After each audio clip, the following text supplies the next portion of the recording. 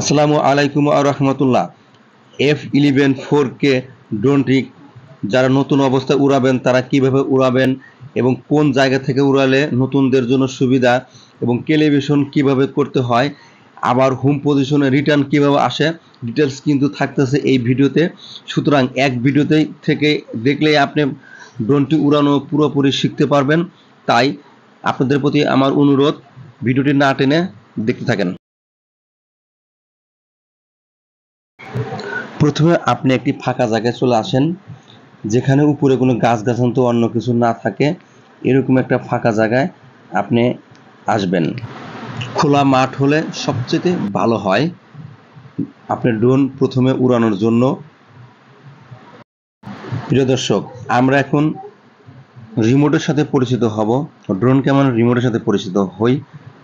রিমোটের বাটনগুলো কোনটাতে কি কাজ করা হয়। এখন যে বাটনটা দেখতে পাচ্ছেন আমার ডান হাতের বুড়ি আঙ্গুলের নিচে, এটা পাওয়ার বাটন। প্রথমে একবার প্রেস করলাম, দ্বিতীয়বার প্রেস করে একটু ধরে রাখলাম, রিমোটটা অন হলো।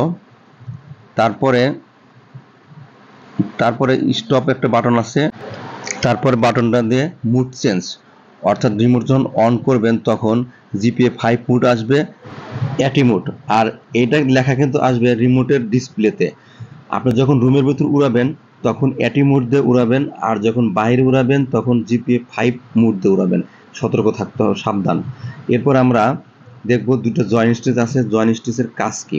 জয়েন স্টিচ দুটো উপর দিকে কোনায় কোনায় ধরলে ক্যালিব্রেশন হবে, আর যদি জয়েন স্টিচ দুটো নিচের দিকে কোনায় কোনায় ধরি ফ্লাইং মুডে যাবে, অর্থাৎ ড্রোনটি চালু হবে। এখন আমরা রিমোটের মাথার দিকে কিছু বাটন আছে সেটার সাথে পরিচিত হই।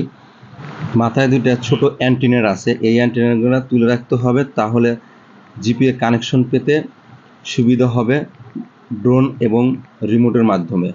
এরপর ডান হাতের আঙ্গুলের নিচে একটা চাকার মতো আছে, এটা দিয়ে রোটেশন করা যায়, অর্থাৎ ক্যামেরা আপ ডাউন করা যায়, নিচে উপরে করা যায়। আর বাম হাতের আঙ্গুলের নিচে যেটা চাকার মতো একটা সুইচ আছে, এটা দিয়ে জুম করা যায়, ক্যামেরাটা জুম করা যায়। এরপর উপরে একটা সুইচ আছে, এটাতে ছবি তোলা যায়। এরপর ডান হাতের আঙ্গুলের নিচে যেটা, সেই সুইচটি দিয়ে ভিডিও করা যায়, চাপ দিলে ভিডিও হবে। প্রাথমিকভাবে রিমোটের সাথে পরিচয় শেষ। চলুন আমরা তাহলে ড্রোন উড়াতে যাই। সবুজ কালারের যে বাটনে দেখা যাচ্ছে এটাই পাওয়ার বাটন। এখানে প্রথমে একবার প্রেস করি, তারপরে আবার প্রেস করে ধরে রাখি, দ্বিতীয়বার একটু প্রেস করে ধরে রাখবেন। ওকে, রিমোট অন হয়েছে। এবার আমরা ড্রোনটি অন হয়েছে। এবার কিছুটা সময় দেব আমরা ড্রোন এবং রিমোটের মধ্যে কানেকশন হইতে, কিছুটা সময় লাগবে। আর ড্রোনটা যে জায়গাটা রাখবেন ওই জায়গাটা সমান জায়গা হলে ভালো হয়, ঘাস ঘুষ থাকলে কিন্তু পোপলার সাথে পাখার সাথে বাজা যাবে। সেজন্য আমরা নিতে পারি ড্রোন ক্যামেরা যে ব্যাগটিতে রাখা, সেই ব্যাগটি কিন্তু ব্যবহার করতে পারি উড়ানোর ক্ষেত্রে আমরা। আচ্ছা, ওকে, এখন দেখতে পাচ্ছি ড্রোন এবং রিমোটে কানেক্ট হয়ে গেছে। রিমোটের ডিসপ্লেতে দেখতে পাচ্ছি জিপিএ 5 মোড, অর্থাৎ এই লেখাটি ডিসপ্লেতে আসলে বোঝা যাবে কানেক্ট হয়ে গেছে। যেহেতু বাইরে ফ্লাইং করব তখন জিপিএ 5 মোডে কিন্তু রাখতে হবে। ওকে, এখন যেটা করতে হবে, মোবাইলে একটা অ্যাপস নামাতে হবে, SJRC। অ্যাপসটা প্লে স্টোর থেকে ডাউনলোড করে নেবেন, আমার আগে থেকে ডাউনলোড করা ছিল। এরপর ওয়াইফাই অপশনটি চালু করে নেবেন এবং দেখবেন কানেক্ট হয়েছে কিনা। এই যে ডিসপ্লেতে দেখা যাচ্ছে, হ্যাঁ কানেক্ট অলরেডি হয়ে গেছে, বুঝতে হবে কানেক্ট হয়ে গেছে। এখন আপনি SJRC অ্যাপস এর কাছে চলে যান। SJRC অ্যাপস এ ক্লিক করুন, ডিসপ্লেতে এমন দেখাবে। তারপর আপনি ক্লিক করবেন F11S। ডিসপ্লেতে আমি বড় করে দেখাচ্ছি, এই জায়গায় F11S লেখা থাকে তাহলে আপনার মডেল ঠিক আছে। তারপরে কানেকশনে ক্লিক করবেন, দেখবেন যে মোবাইলের ডিসপ্লে ক্যামেরা চলে আসছে, এটাই ড্রোনের ক্যামেরা, অর্থাৎ ড্রোনের সাথে আপনার মোবাইলে কানেক্ট হয়ে গেছে। ড্রোন ফ্লাইং করার আগে আরেকটা গুরুত্বপূর্ণ অংশ ক্যালিব্রেশন 100% করে নিতে হবে। দেখুন ক্যালিব্রেশন কিভাবে করতে হয়। উপরে জয়েন্টস্টিক দুটো কোনা কোনা ধরলে মোবাইলের ডিসপ্লেতে একটা অপশন দেখা দেবে, দেখেন ডিসপ্লেতে অপশনটা দেখে নেন, এরকম ড্রোনটা ঘুরতে থাকবে, তখন আপনি এই অনুপাতে ড্রোনটাও ঘুরাতে থাকবেন। আমি সেটাও ভিডিওতে দেখা দিচ্ছি। এই দেখেন ড্রোনটা আপনি ওইভাবে ঘোরাবেন, মোবাইলের ডিসপ্লে যেভাবে ঘোরাচ্ছে সেভাবে আপনিও ঘুরা নেবেন। ক্যালিব্রেশন অর্থ হলো আপনি ড্রোনকে যে জায়গাতে ড্রোন উড়াচ্ছেন সে জায়গাটা চেনানো, যেন পরবর্তী সময় কোনো সমস্যা হলে ড্রোন এখানে আপনি চলে আসতে পারে, ব্যাটারি শেষ হয়ে গেলেও আসতে পারে। এই জন্য ক্যালিব্রেশন করা খুবই গুরুত্বপূর্ণ। ক্যালিব্রেশন শেষ। এখন ড্রোনটি ফ্লাইং মোডে নেব। জয়স্টিক দুটো একসঙ্গে নিচের দিক কোনায় কোনায় ধরলে ফ্লাইং মোডে চলে গেল। অলরেডি ফ্লাইং মোডে চলে গেছে, দেখেন ভালো করে দেখাচ্ছি। জয়স্টিক দুটো এখন বাম হাতে জয়স্টিকটা উপর দিকে উঠালে আস্তে আস্তে উপর দিকে উঠতে থাকবে, কিন্তু ভালো কথা।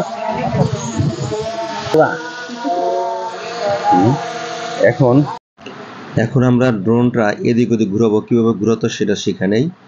বাম হাতে জয়স্টিকটা যদি ডান দিকে চাপ দেয় তাহলে একদিকে ঘুরতেছে, বাম দিকে চাপ দিলে আরেক দিকে ঘুরবে, দেখেন আরেক দিকে ঘুরতেছে। এবং উপরের দিকে যদি উঠাই তাহলে কিন্তু উপরের দিকে চলে যাবে। উপরের দিক দেখি উপরে উঠে যেতেছে, নিচের দিকে চাপ দিলে নিচে নামবে, অনেকটা উপরে উঠে গেছে। এবার ডান হাতের যে জয়িং স্টিচটা আছে সেটার ব্যবহার দেখব। ডান হাতে ডান পাশেরটা এটা উপর দিকে উঠালে সামনের দিক যাবে, আর নিচের দিক নামালে মানে আমার দিক চলে আসবে। আর ডান দিকে দিলে ডান দিকে যাবে, বাম দিকে দিলে বাম দিকে যাবে। এই হচ্ছে ডান হাতের জয়েন স্টিচের কাজ। প্রিয় দর্শক, এখন যে বাটনটা দেখাচ্ছি এটা রিটার্ন বাটন। কোনো কারণে দ্রুত গতিতে আপনার ড্রোনটি যদি ফেরত আনতে চান তাহলে আপনি এই রিটার্ন বাটনে চাপ দিবেন, দেখবেন যে ড্রোন আপনি যেখান থেকে ফ্লাই করেছেন তার 1 মিটারের ভিতরেই চলে আসছে। তাহলে আমরা ট্রাই করি, দেখেন 1 মিটারের ভিতরে আসে কিনা দেখি। এই তো আমি রিমোট রেখে দিলাম, এবার আমরা লক্ষ্য করে দেখব যে কতক্ষণের ভিতরে আসে এবং কোথায় ফ্লাই ল্যান্ড করে।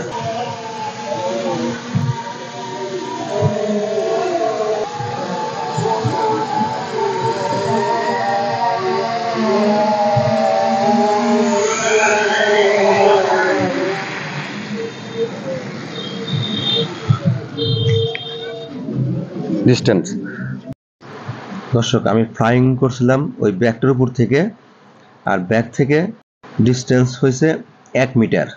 1 মিটার ভিতরে কিন্তু ড্রোন ল্যান্ড করছে, এটা ক্লিয়ার। এই জন্য আমি আগেই বলেছিলাম যে জায়গা থেকে আপনি ড্রোনটি ফ্লাইং করবেন সেই জায়গাটা যেন ক্লিয়ারেন্স থাকে, পরবর্তী ফেরত আসতে কোনো বাধা না পায়। পুরো জায়গাগুলো দেখতে হবে ঠিক আছে কিনা। আপনার ব্যাটারি চার্জ শেষ হয়ে গেলে আপনি জানি যে জায়গাতে ফ্লাইং করছেন ওই জায়গাতে আসতে পারে। দর্শক, আমরা এখন ড্রোন ক্যামেরার ভিডিও ফুটেজ নেব। F11S 4K ড্রোনটির ভিডিও কেমন, ভিডিও রেজলিউশন কেমন, ঠিকঠাক আছে কিনা, চলবো কিনা এটা দেখব। এটা আসলে অভিরুচি যার যার বিষয়, কারণ এটির যে দাম সে দাম অনুযায়ী আমার কাছে বেশ ভালোই লাগছে ভিডিও ফুটেজটা। আরও অনেক ডিজে ভিতরে অনেক ভালো মানের ড্রোন আছে, আপনারা অবশ্যই দেখে নেবেন। আমি জাস্ট F11S 4K ড্রোনটার সম্পর্কে কিছুটা আইডিয়া দিলাম আপনাদের মাঝে।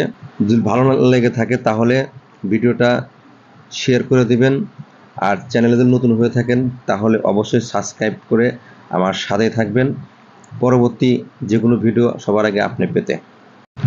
দর্শক, শেষে আরেকটা কথা জানাই, অনেকে যারা হাতের উপর ড্রোন নামান, হাতের উপর ড্রোন নামাতে একটু সাবধান, হাত ইজি করে ছেড়ে দেবেন। ড্রোনটা পুরোপুরি বন্ধ হলে তখন ধরে নামাবেন, না হলে কিন্তু শক্তভাবে ধরতে গেলে ড্রোনও শক্তি খাটাবে, আপনার শক্তি খাটাবেন। ড্রোনের ভিতরে যে সার্কিট আছে, যে সার্কিটগুলোর মাধ্যমে ড্রোন চলে, সে যে কোনো সার্কিট পুড়ে যেতে পারে, তখন ক্ষতিগ্রস্ত মধ্যে পড়বেন। আল্লাহ হাফেজ, আসসালামু আলাইকুম ওয়া রাহমাতুল্লাহ।